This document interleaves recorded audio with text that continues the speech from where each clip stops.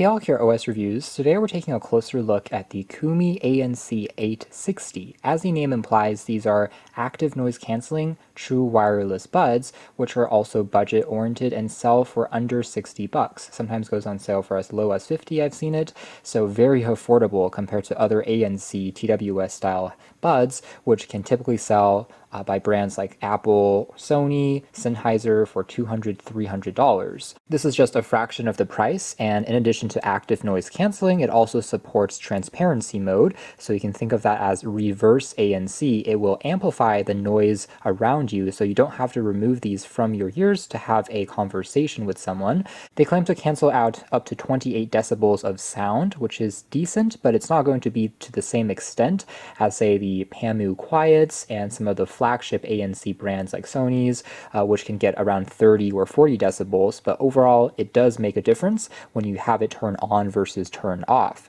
It supports audio codecs like AAC and SBC, although for this budget price it doesn't have, say, Qualcomm's aptX, but that's to be expected.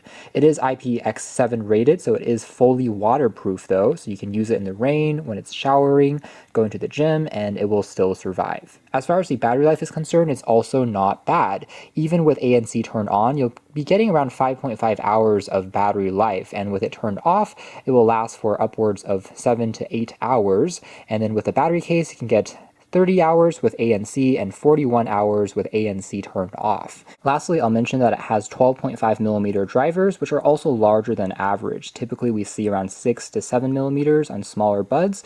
Play, pause your music, skip tracks, voice assistant, and even adjust the volume directly on them, which is awesome to see. One thing I do want to point out is the design of the buds themselves may not be the most original. In fact, it looks a little bit like a clone of the Sony 1000 XM3's TWS active noise cancelling buds, which again do have this shared dimple design, which is the part that's touch sensitive you can use to click on and control things like the various modes in your music. A fifth of the price, so you can buy these for the entire family compared to just one of the Sonys, so it definitely looks more expensive, I'd say, than the price would suggest, even if it's not the most original. So here is some of the specs printed on the box. It says hybrid active noise cancellation, and then inside we have just the buds themselves with the battery case. Now, one other kind of unique design element is this included strap or lanyard that's made out of leather, and you can hook it a bit more easily onto a keychain. I actually do like this quite a bit and makes the battery case stand out a little bit more.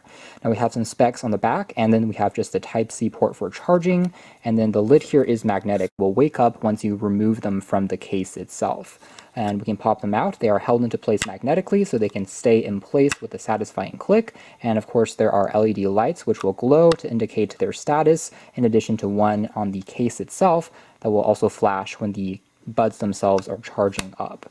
The overall size of the battery case is also fairly compact, even though it's not the smallest in the world. Up against, say, Apple AirPods Standard Edition, still is much smaller than something like the Powerbeat Pros, as you can see there, which looks almost comical in terms of how big it is next to it. And here are the Redmi AirDots, which are also a little bit smaller, but again, not bad, considering that these can get up to 40 hours, which is almost twice as long as the Redmi AirDots and the Apple AirPods in terms of the battery case capacity.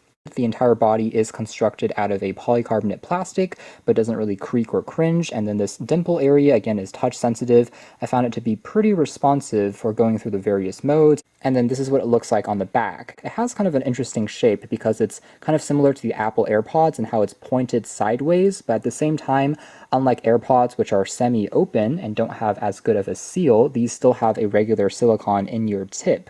So it's a hybrid, a mix of something like this in terms of the ergonomics, but having a bit more of a tight seal that can prevent noise from leaking in or leaking out just because of this silicone material. Now, as far as the packaging contents and accessories, I will mention that it comes with plenty of spare tips, which is really awesome. In fact, you get over 6 different sizes to get a custom fit, and it also comes with a standard USB Type-C charging cable as well. I would say in particular, the abundance of the tips is, again, really good to see because it makes sure that you can find one at least that can fit you well, comfortable even as I was wearing them for the full 6 to 7 hours. As far as the controls are concerned, to raise the volume higher or lower, you tap once, and then the active noise canceling is controlled entirely on the left side. You can tap twice to turn it on. Tap twice again will change it into the audio transparency reverse ANC mode. It's pretty intuitive to master overall, and it felt comfortable after using it for a few minutes. Moving into audio quality and performance, let's talk about the pros first. For one,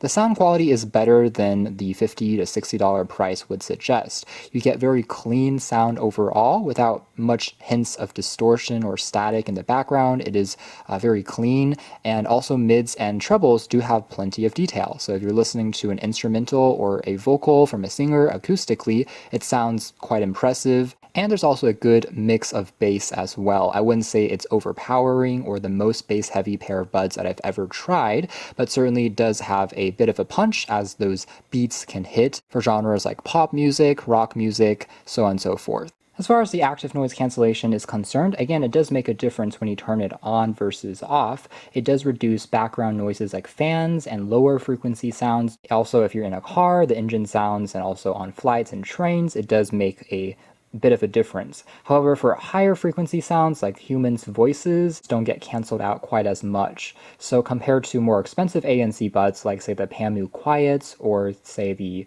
again Sony's, those are going to be a bit more effective in that sense. I will say that the transparency mode, I do wish the amplification would be a little bit more intense. As it is, it again makes a difference, but it's not quite as strong as the ANC. But it's still neat to have, and again, it does work in terms of slightly amplifying your external conditions if you're on a street, for instance, and you want to be more aware of if there's a car around you.